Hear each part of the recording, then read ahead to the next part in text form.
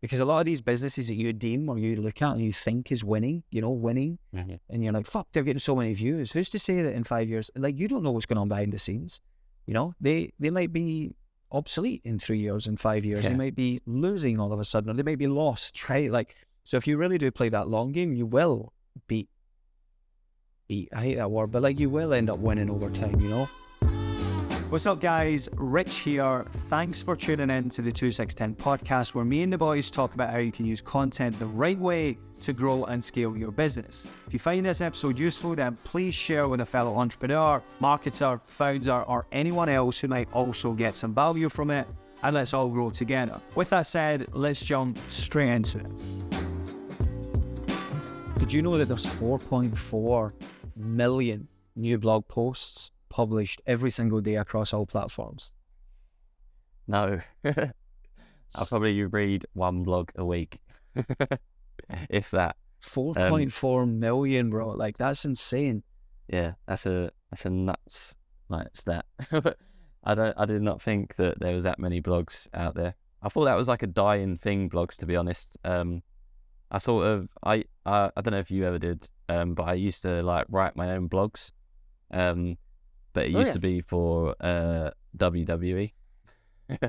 No way. Yeah, I did not know this. I had my own, you didn't know this. Now everyone knows this. But yeah, so I used to follow it all the time, and I'd like write little blogs about it. And I used to put it on, was it called Blogger? I think it was Blogger. It was what it was called. It like the logo was like orange and it was like a bee. I think it was something like that, Blogger. And yeah, I used to post on there, but since that day, I've probably not been very familiar with blogs. I'd read like the odd one here and there, but yeah, obviously I'm missing out on a lot. There's a lot out there. What kind of stuff did you used to write about?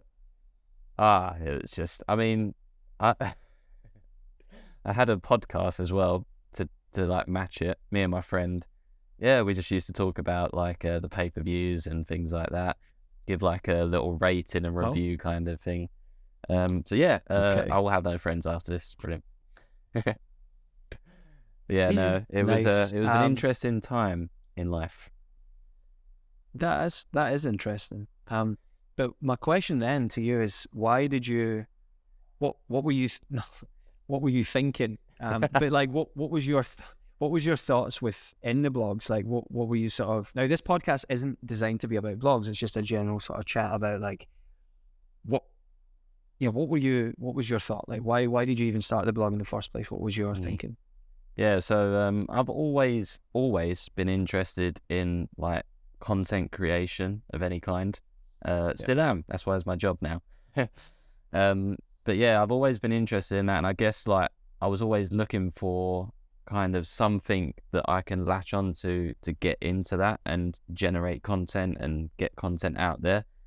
It started with the podcast first, the WWE podcast, talking about things. People were listening, which was great. And then it was like, what can we do next to get more content out there? And it was like, oh, I'll start writing blogs and getting that out there. And then I was like, I created a Twitter account, and then it just went from there. So it was like from content to content, getting tweets out after that. But yeah, nice. there wasn't an end goal in a sense. It was just like, I want to create content and I want to get content out there in multiple forms. Got you. See, the thing about blogs for me that is so good is that they're evergreen. Most of them anyway. Right? Like if you're good at designing blogs and if you're good at writing blogs, when I was at Wise, I worked with an insane writer actually. Yeah, she was elite. Like I've never actually came across anyone quite as good as her. Like just seeing like her whole process and stuff, and not only was she really creative, but it was just like really SEO based, and it was really like very interesting in the way that it was like we're putting all these SEO keywords in here, and it was really eye opening to me. And it was like, people, this is what people are searching for, blah blah blah.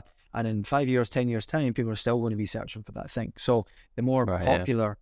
Sorry, the better that you structure your blog, in the title, in the first few lines, the first paragraph and stuff, it tells Google what it's about, and then it sort of puts it on a place, and then when people start clicking on it and realize that it's good, then it puts it higher up and higher up. And then, in 10 years time, like you could write a blog tomorrow about something, And if it's a topic that people are still interested in years to come, i.e., you know, what could that be? Money, right? Money's always going to be one. Health is always going to be one. Fitness is always going to be one. Like that sort of thing. Like people are still going to be interested in X amount of years, and they're still going to be searching for it, and they're still going to come across it. And that's where the power is really for me, like evergreen content. Yeah. So through blogs, and you can do this with video as well. Like we see it a lot. You know, TikTok is kind of killed social media now. Unfortunately, not killed, but like it's brought it alive. And it's also sort of killed. Yeah, it's really changed the way people consume stuff, and people now are looking for that hit. You know, and everyone's competing with people, which makes it really difficult. I'm actually reading a book at the moment called The Infinite Game, and it's all about just like, you know, stop the winning and losing mentality. It's just about playing the game for like the infinite amount of time and trying to be in the game for as long as possible, far past your generation, your generations to come. It's still going to be winning. And that's sort of like the concept around evergreen content, I guess.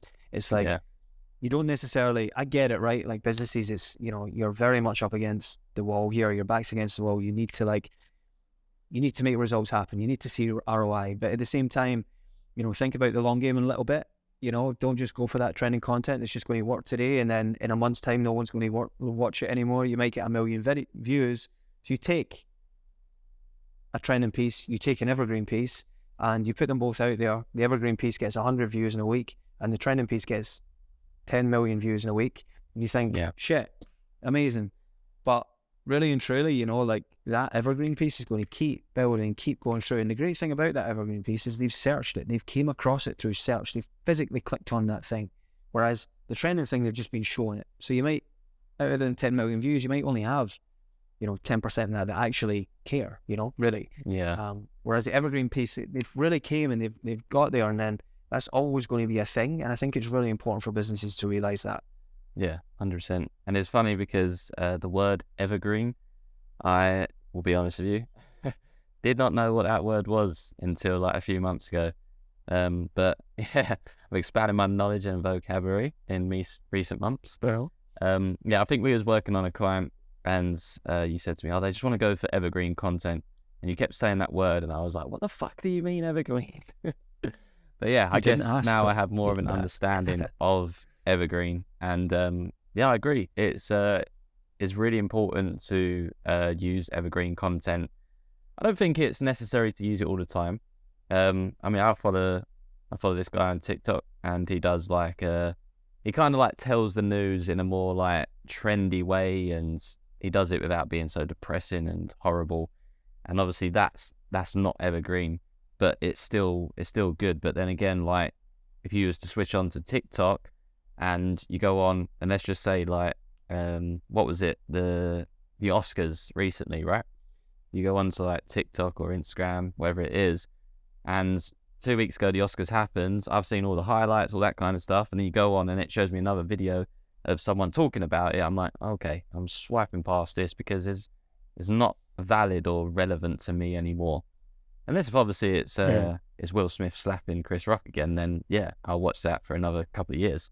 But I think it's important to for businesses and brands as well to really identify like evergreen, and I don't know what the other word is for it that's not evergreen. Trending, I guess. Just trending evergreen. And here, and here's a perfect example. Like I think it's like you say there, you should get the balance. So when you're creating content, a lot of businesses that we see will just make trending content. And so my point here is like, take the Oscars as an example. You could take two subjects, i.e., you know, the Oscars just happened. You can react to something that happened, you know, talk about dresses, talk about, you know, who won what, talk about who was wearing what, who's gone out with who, like whatever the case, who turned up with who left in what car, like all these things, right? So these are all trending things, like bang, that's going to do well for a week. But what you could also do, if this is your thing, now I'm not saying anyone's making content solely about the Oscars, but I'm just using this as an example. You could also then make like a video showing the history of the Oscars, why it was made, why they thought it was a good idea, how much it's evolving and stuff like that. And in years to come, months to come, people are still going to be searching for that. People are still going to be finding that interesting because they're not being shown all the other trending thing. And you can take this with every single aspect of every single niche of every single trend, if you like. You can take a trending piece of content, but you can also make topics around that is going to be evergreen forever, right? Like it's very not simple, but if you think about it in a out the box type of way, you can really sort of like nail that down. And keyword research is a huge thing. Like obviously Oscars would be like again, like talking about it, but like keyword research, just like working it and looking at and finding out what people are interested in, what they're searching for, and then from there you can sort of like build your content plan around that. I think with like keyword research as well, why it's important, it helps you as a niche. You can figure out what people's what's the word for it again, pain points, what people are looking for, what people need from you, and then that is what becomes that evergreen stuff, like tutorials, how-to guides. They are evergreen stuff. Like if you think back at all the times that you've gone onto YouTube or something like that to be like, I don't know, how to bake a cake or something. I'm not saying that's what you do, but how to bake a cake, and like you look at the date of the video released, and it was like 10 years ago, but it's still accumulating so many views. Is perfect evergreen content because it's something that is still valid 10 years later. Exactly, and you can use this, and I would actually argue for that reason alone, evergreen content is more important. Like you sort of said that you don't have to do it all the time. I would argue that if your business, like talking about this infinite game, you know, the book that I'm reading, like if your business is there for the long run, in the long, like longevity, like evergreen should be your sort of target. You shouldn't be interested necessarily in trending. Funny story, not necessarily a funny story, but it's from the book and it's in my mind, so I'm going to tell it, and I think it's relevant to what we're talking about. So when Apple had, like back in the day, I don't even know what it was called, but it was, I mean, Apple had, what was their little MP3 player? Are you talking about the iPod? iPod, perfect, right? So when Apple brought out the iPod, like Samsung, I think it was it Samsung? I think it was Samsung. Yeah, it was Samsung. Samsung also had like its direct competitor. It was another little MP3 player. And Samsung's was way better. Like everyone knew that Samsung's was way better. And they literally just like, they were so focused on that being better than the iPod. Like literally just, we've got a better product. We are winning. We are beating Apple. And all the presentations were just like, this is better. Like, so they would stand up on stage and like the guy, the CEO at the time of Samsung is like, we made more sales than Apple's iPod. Like, we done this, we beat Apple, blah, blah, blah, blah, blah, blah, blah. Like, just constantly shouting about how great they were. And if you think about it in a roundabout way, that's kind of like trending content because they're like going for like the short wins. But then over at Apple, the guy that writes this book, actually forget his name now. I think it's Simon Sinek, is it? I feel terrible, man. Just started with it. Yeah, Simon Sinek. There we go. He comes up with a thing and he's like, yeah, I actually went then, I was get stuck in an elevator and went to one of these talks and I get stuck in the elevator with a guy from Apple. And I was like, hey, yeah, last week I just came from the Samsung talk and they were saying how great their product is and how much they're beating you and how much better their product is than the iPod. I'll be honest, like I'm using it over the iPod. Do you want to try it? It's really good. And they actually get into the back of the car. It's like, do you want to lift? Come and chat. And again, in the back of the car with this guy from Apple, who was like employee number 7, because they have numbers at Apple. So he was like, hugely integrated into their culture and stuff like that. And he was there from the very start. So like, very knowledgeable about the products and stuff. And he was like, yeah, I've tried it. It's amazing. It's way better than ours. Like he literally said, yeah, it's way better than ours. And he said, does this not concern you? Like, does this not worry you? And it's like, no, it's all good. And a month later, they brought out the iPhone. And a month later after that, they brought out or like a year later after that, they brought out the iPad. And then a year later, like the iMac, the MacBook Pro and stuff. And their product, because they weren't concerned about beating Samsung. They weren't concerned about their product at the moment and at the time, like just focusing on that trending content to like win for the very short term. They were like, I don't care. Like we've got a superior product coming out next month. It's going to beat everything that you're doing. And we're not even thinking about that because we're in development for like iPhone 2 and 3 and 4 and 5 and 6 and 7. And it's, we're working on big picture shit here.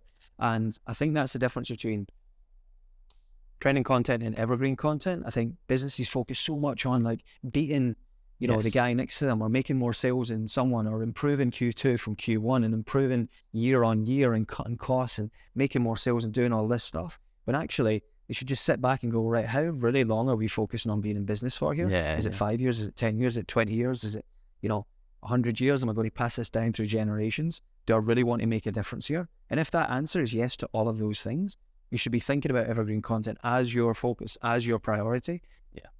And forget about trending content altogether, because just trust yourself. You've got something that is going to win over time, you know? You're saying thoughts prioritize evergreen. That is your thoughts. Yeah, but with an example to back it up though, like, you know, one of probably the most successful business companies of our generation, and probably of all time, really, if you look at it, like in terms of how much they've changed the world, really, in terms of their products and their thinking. Like, they didn't care if their product wasn't as good as Samsung in that moment. They didn't care about losing in the very short period, because they were looking at the big picture and the big stuff. And I think we live in a world now where everything is instantaneous, especially with social media. It's like, we look at it so much, it's like, fuck, you know, it's not happening tomorrow, you know, we're failing. I feel like what you're saying as well is that companies, businesses, brands, they essentially put mad pressure on themselves with trendy content, right? Trendy content, you've got to be quick and to it. Like, when something happens, you got to make a video there, and then like, you're just putting pressure on yourself. Whereas like, if you focus on the long run, something that's going to be valid in 10, 20, 30 years, you're the one that's probably going to succeed more, I would say, rather than someone that's like, oh, like, this has just happened, let's make a quick video and let's get this up on all of our social media platforms. That's great, because if you get it up in time, it will probably get the views that you're looking for. But then in 2 weeks' time, that video's views will just be slowing down. They won't be getting any more views. And that video will not be like cared about in 10 years' time. Whereas, let's say, for example, Apple have got a pipeline of things for the next 10 years that are still going to be spoken about, relevant. Like, it's just about determine if you want the long run or the short run success. Yeah. And we spoke about it. I get it. Like, we get it, right? We get the short form sort of pressure that everyone puts on themselves as a business and stuff. But you know, like, I think it's important to understand, you know, play the long game. Because a lot of these businesses that you deem or you look at and you think is winning, and you're like, fuck, they're getting so many views. Who's to say that in 5 years, like, you don't know what's going on behind the scenes?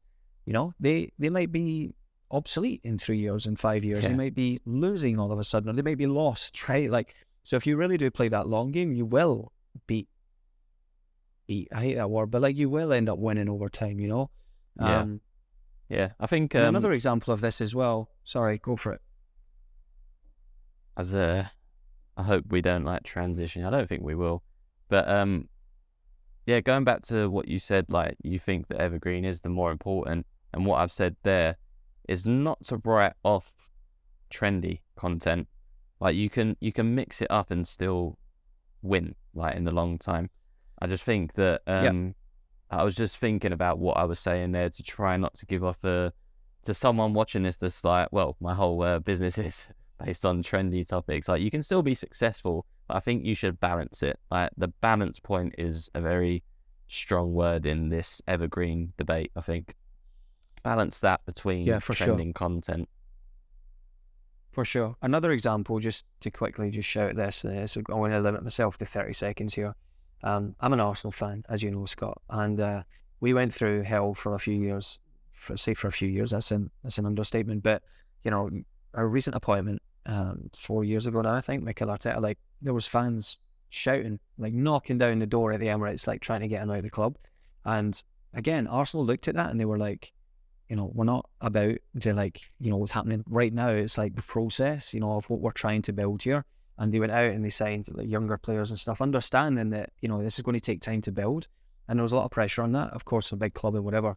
But now you look at them, right, like, as this moment of filming the podcast, 8 points clear of the Premier League with 10 games to go, which is insane. Like, and it's far above, like, the expectations of anyone thought. But ultimately, it's a similar sort of thing here. If you think about it and look at it from a business point of view, Arsenal's business point. They weren't interested in what's happening now. You look at Chelsea down the road, or even Tottenham at the time, who were like making Champions League finals, and they're looking at, we don't care. Like we're playing a much bigger sort of like plan here.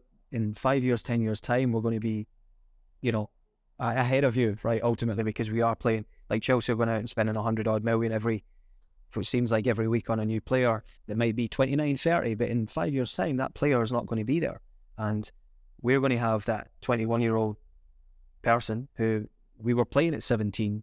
And it just it just shows you, and I think people can look at that, and there's so many examples all through big businesses, all through history, where people can adopt these tactics into their business in terms of content. And you don't necessarily, again, have to focus on that trending stuff all the time just to be relevant. And people get addicted to that as well. We live in a time now where it's like people commenting, people liking, people viewing your things. You think, oh, I'm doing really well. And it becomes like a drug. It's like, I need that fix. I need that hit of views and engagement and stuff like that. Yeah, I think but like you say, as soon as you stop doing that, it's gone. People aren't going to watch your trending video from a year ago. They don't care. Whereas you can stop making Evergreen, make it for a year, stop making it, and you're still going to get views throughout your whole time off. Or if you stop doing it for 5 years, you're still going to get views. Yeah, I think you have literally hit the nail on the head there. Unfortunately, it was with the example of Arsenal, but that's your team. But yeah, great example. And you're right, going back to what you mentioned after, it is like a high for people, right? Like trendy like videos that they upload gets like 1 million views, and it's like, oh, this is great. And it's like, all right, what have you actually gained though? Like, have you gained 1 million followers? Probably not. Like, have people come to your like website or page, or like, what have you actually gained from that? Whereas like people long term, they're generating followers, customers, like you name it, they're generating it over the long period. And again, it becomes like a valid thing in years to come.